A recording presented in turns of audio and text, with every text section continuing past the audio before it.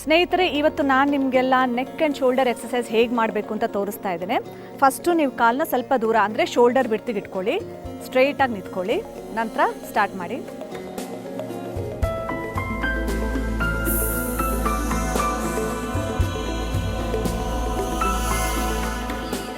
ನಂತರ side wise 10 count ಮಾಡ್ಬೋದು.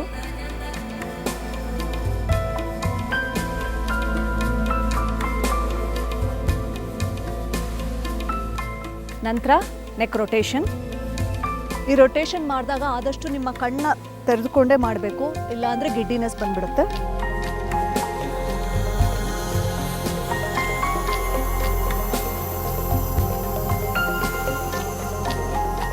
Clock wise 5 ಸತಿ, ಆ್ಯಂಟಿ ಕ್ಲಾಕ್ ವೈಸ್ 5 ಟೈಮ್ಸ್.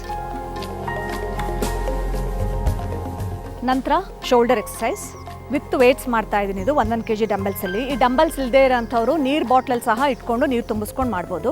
ಇವಾಗ ಫಸ್ಟು ಸ್ಟ್ರಕ್ಸ್ ಮಾಡೋಣ. ಎಲ್ಲ 5 ಕೌಂಟ್.